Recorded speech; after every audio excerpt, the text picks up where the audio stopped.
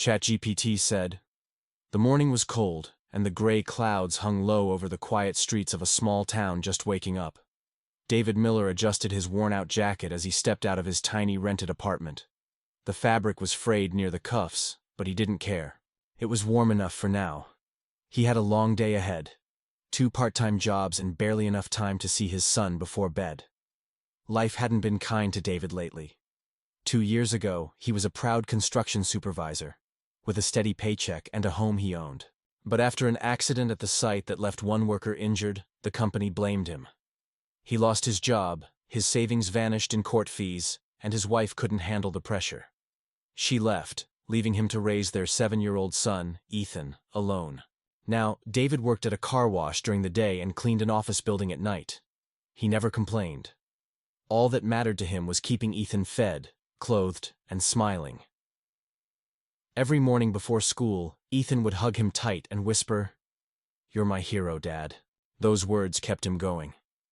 That morning, as David drove his old pickup truck to work, the cold wind whistled through the cracked window. The gas tank was nearly empty, but payday was still 2 days away.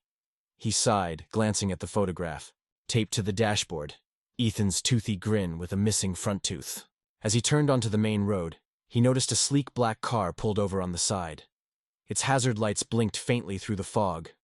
A woman stood beside it, wrapped in a long coat, clearly frustrated, her breath visible in the cold air. David slowed down instinctively. He debated for a moment. He was already running late, and his boss at the car wash wasn't known for mercy. But something inside him wouldn't let him drive past someone in trouble. He pulled over and rolled down his window. "Ma'am, you okay?" he called out. The woman turned, her face a mixture of relief and embarrassment. "My car just died, and my phone's out of service. I was on my way to the courthouse, but I don't know what to do." David nodded. "I can take a look. Maybe it's something simple." She hesitated for a moment before agreeing. David stepped out and popped the hood. Steam rose slightly, and he could tell the engine had overheated. He looked at her apologetically. "Radiator's dry. You've got a leak somewhere. You won't be able to drive it far." "Oh no," she sighed. "I have a hearing in less than 30 minutes. I can't be late." David looked around. There wasn't a taxi in sight, and the nearest mechanic was miles away. "I can drop you off," he offered. "It's on my way to work, sort of." The woman blinked. "Are you sure? I don't want to trouble you." "It's no trouble," he said with a smile. "Hop in." She climbed into the passenger seat, carefully setting her briefcase on her lap. Inside the truck, the heater barely worked, and the radio buzzed with static. Still, David kept the conversation polite. "I'm David," he said. "Nice to meet you, David. I'm Claire," she replied. Her tone was calm but firm, the kind of voice that carried quiet authority. David didn't notice it much. He was focused on the road, trying to get her there as fast as possible. "So, you work at the courthouse?" he asked. "Yes," she said with a small smile. "You could say that." They drove in silence for a few minutes, and Claire couldn't help but glance around the truck. It was clean but old. On the dashboard sat a few crayon drawings, probably made by a child. She noticed one labeled, "Me and Dad Fixing Things." Her heart softened. "You have a kid?" she asked. David nodded proudly. "Yeah, Ethan. 7 years old. Smartest kid I know. He wants to be a pilot one day." Claire smiled. "That's wonderful." David shrugged. "He keeps me going. Life's been a bit rough lately, but I'm trying to make things right. Just need one good break." Something in his voice made Claire's chest tighten. She could sense his sincerity. She didn't press further. When they finally reached the courthouse, she thanked him and reached for her purse. "Please, let me pay you for your time." David shook his head. "No need, ma'am. I'm just glad you made it safely. Besides, I believe in helping when you can. The world's tough enough already." She hesitated, looking into his tired but kind eyes. "Thank you, David. Really." He smiled and drove off, unaware that the woman he just helped was Judge Claire Reynolds, the same judge presiding over his upcoming custody hearing next week. A few days passed. David barely thought about the encounter again, too busy juggling work and taking care of Ethan. The custody battle with his ex-wife had been hanging over him for months. She had remarried, moved into a better neighborhood, and wanted full custody, arguing that David's unstable income made him unfit. He couldn't afford a lawyer, so he prepared his own case, bringing letters from his employers and Ethan's teachers. Still, deep down, he feared the system wouldn't see a struggling father as enough. On the morning of the hearing, David woke Ethan early. "You be good for Mrs. Lopez after school, okay?" he said softly. "Dad's got something important today." Ethan hugged him tight. "You're gonna win, right, Dad?" David smiled weakly. "I hope so, buddy." He put on his best shirt, the only one without stains, and drove nervously to the courthouse. His hands trembled as he entered the courtroom. He was directed to stand before the bench as the judge entered. When the door opened, his heart skipped. It was her, the woman from the roadside, Judge Claire Reynolds. She recognized him instantly, too, though her face remained composed. Their eyes met briefly, and in that silent moment, both remembered that cold morning. The clerk read out the case. David Miller versus Angela Miller, custody hearing. Claire took a deep breath before speaking. "Mr. Miller, I see you are representing yourself?" "Yes, Your Honor," he said, his voice low. "Proceed." David presented his case as best as he could. He spoke of his love for his son, his steady efforts to provide, the late nights and early mornings. His voice shook, but never wavered in sincerity. Angela's lawyer countered, emphasizing financial instability and lack of a permanent home. "My client can provide a more stable environment for Ethan," the lawyer said confidently. David lowered his head. Stability. That word haunted him. He had none of it, just hard work and love. But maybe, he thought, that was still something. When the arguments ended, Claire sat quietly for a long time, reviewing the files. She had handled hundreds of custody cases, but this one felt personal. She thought about that morning. The man who didn't hesitate to help, who refused payment, who spoke so lovingly about his son. She looked up. "Mr. Miller, would you step forward?" David did, nervous and unsure. "Do you love your son?" she asked softly. "With everything I have, Your Honor," he replied, his eyes glistening. She nodded slowly. "And you're willing to do whatever it takes to provide for him?" "Yes, ma'am. I already am." A faint smile appeared on her lips. She wrote something on her notes, then looked at both parties. After reviewing the evidence and testimony, the court finds that Mr. Miller has demonstrated a stable, nurturing, and loving environment for his child. Custody will remain joint, with primary residence under Mr. Miller. Mrs. Miller will have visitation rights every weekend. Angela gasped. David's mouth fell open.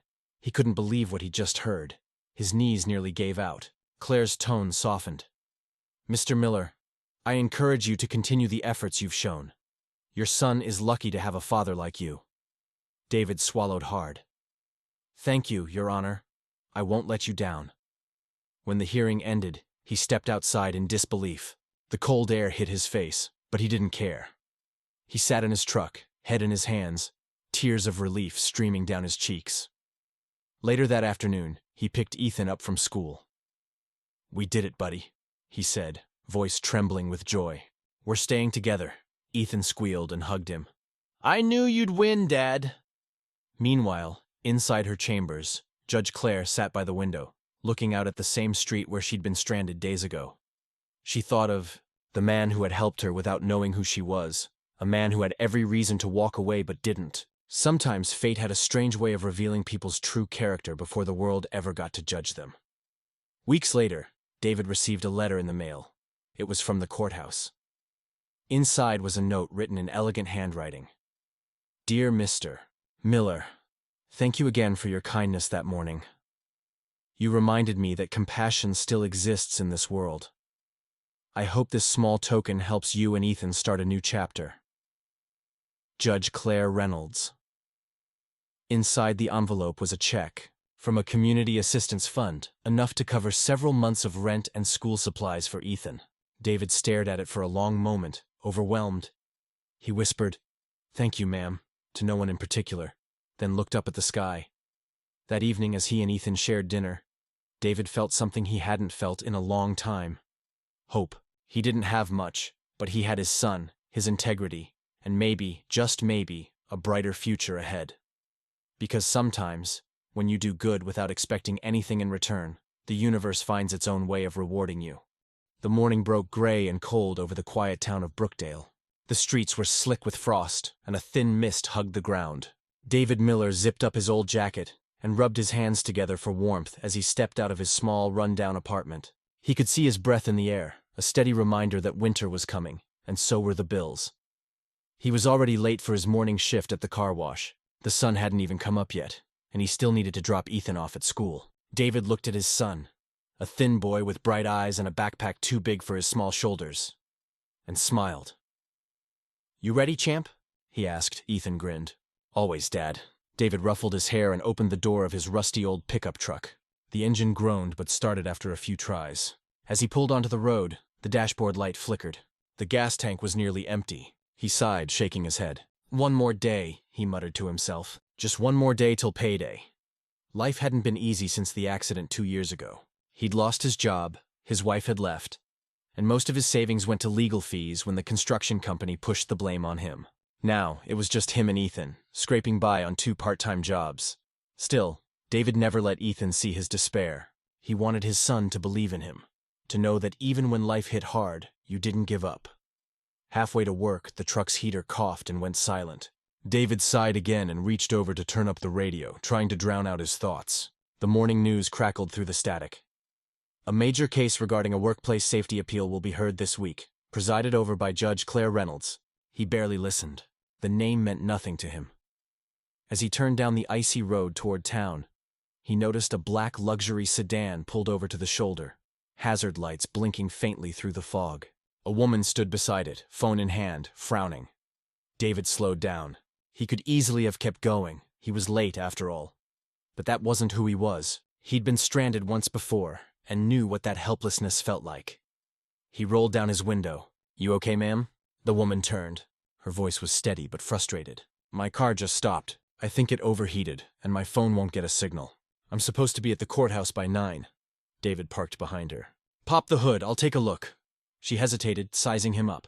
He was wearing a faded jacket and oil-stained gloves. His truck was dented, and the smell of gasoline lingered faintly in the air. Still, there was something kind in his eyes. She nodded and opened the hood. David leaned over the engine, steam rising into his face. "Radiator's dry. You've got a leak. It's not going anywhere till it cools down." "Oh no," she muttered. "I have an important hearing this morning. I can't miss it." David wiped his hands. "Courthouse is about 15 minutes away. I can give you a ride." Her eyes widened. "Are you sure? You don't even know me." He shrugged. "Doesn't matter. Nobody deserves to be stranded out here." She smiled faintly, then grabbed her briefcase and climbed into his truck. The seat creaked beneath her as she glanced around. Old fast food wrappers, Ethan's drawings taped to the dash, and a small toy airplane on the seat between them. "Your kid?" she asked, nodding at the airplane. "Yeah," he said proudly. "Ethan. 7 years old and obsessed with flying. Says he's going to be a pilot one day." She smiled. "He's lucky to have a dad who believes in him." David chuckled softly. "I'm the lucky one. He keeps me going." They rode in silence for a moment, the hum of the old engine filling the air. She glanced sideways at him. "So what do you do?" "2 jobs, actually. Car wash in the morning, janitor at the office complex at night. Trying to save up for something better. Used to work construction before. Well, before things went sideways." There was a quiet sadness in his voice, but no bitterness. "You ever think of giving up?" she asked gently. "Every day," he said honestly. "But then I look at my boy, and I realize he's watching. I can't teach him to give up." When they reached the courthouse, she reached for her purse. "Please, let me pay you something." David shook his head. "No need. Just glad you made it safe." She looked at him for a moment longer, studying the lines of fatigue and quiet strength on his face. "Thank you, David," she said softly. He smiled. "You're welcome, ma'am. Take care." As he drove off, she watched his truck disappear into the mist. She didn't know why, but the encounter stayed with her long after she walked into the courthouse. David didn't think much about it again. Not until a week later, when he found himself standing nervously in that same courthouse, fighting for custody of Ethan. His ex-wife, Angela, stood across the room beside her lawyer, dressed sharply, confidence radiating from her. She wanted full custody, arguing that David's unstable income and small apartment weren't suitable for their son. David had no lawyer. He couldn't afford one. All he had were a few documents. Letters from Ethan's teachers praising his parenting, and receipts showing rent payments made on time. The bailiff announced, "All rise. Court is now in session. The Honorable Judge Claire Reynolds presiding." David froze. His heart skipped. It was her, the woman from the roadside, the same calm face, now serious behind the bench. Claire's eyes widened slightly when she saw him, though her expression quickly returned to professional composure. "Mr. Miller," she said, glancing at her notes. "You're representing yourself?" "Yes, Your Honor," she nodded. "Please proceed." David swallowed hard and began. He spoke honestly, about his struggles, his love for Ethan, the long nights and small victories. He admitted he wasn't rich, but he was doing everything he could to build a stable life. He promised that no one would ever love or protect Ethan more than he did. Angela's lawyer countered with polished words, emphasizing financial security, better schooling, and a more suitable household. David stood quietly, gripping his papers, feeling smaller by the second. When his turn came again, he looked up at Claire. "Your Honor," he said quietly, "I can't promise I'll give Ethan everything money can buy, but I can promise he'll never feel alone. I'll work any job I can, any hours I have to, because that's what fathers do." The room was silent. Claire watched him closely. She remembered his truck, his son's drawings, his refusal to take money. She remembered his kindness when he didn't have much to give. After a long pause, she looked at both parties. "This court values stability," she began. "But stability is more than a paycheck. It's love, consistency, and sacrifice." David's heart pounded.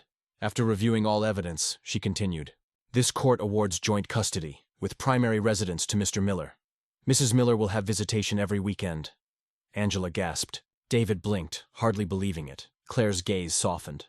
"Mr. Miller, I trust you'll continue being the father you've shown yourself to be." He nodded, tears in his eyes. "I will, Your Honor. Thank you." Outside, the cold air hit him, but he didn't feel it. He sat in his truck, head in his hands, overcome with relief. When he picked Ethan up that afternoon, he lifted him in the air and whispered, "We did it, buddy. We're staying together." Ethan hugged him tight. "I knew it. You're the best dad ever." That night, as they shared a small pizza, their celebration dinner, David couldn't stop smiling. He didn't know how fate had turned in his favor, but he was grateful beyond words. Meanwhile, in her chambers, Judge Reynolds sat alone. She stared at her reflection in the darkened window and thought about the man who had helped her without expecting anything. He'd reminded her that integrity still mattered, that small acts of goodness could ripple far beyond what we see. A week later, David received a letter from the courthouse. Inside was a note in elegant handwriting. "Dear Mr. Miller, sometimes, life gives us the chance to see true character before judgment is ever made. Your kindness that morning reminded me that compassion still exists in this world." Enclosed is a small grant from a community fund meant to help parents like you who strive to provide despite hardship. Please use it for Ethan. With respect, Judge Claire Reynolds. Tears welled in David's eyes as he unfolded the check, enough to cover several months of rent, groceries, and Ethan's school supplies. He didn't know what to say. That evening, he took Ethan out to the park. The air was crisp, the sky streaked with gold and purple as the sun dipped low. Ethan ran around laughing, his joy echoing through the playground. "Dad!" he called. "When I'm older, I'm gonna buy you a big house, okay?" David laughed through the lump in his throat. "I don't need a big house, kiddo. I've already got everything I need right here." As the boy ran off again, David sat quietly, looking up at the sky. Life was still hard, but for the first time in years, he felt hope blooming again. He thought about that cold morning, how a simple act of kindness had changed everything. Sometimes fate doesn't show its hand right away. Sometimes it waits, watching to see who we are when no one's looking.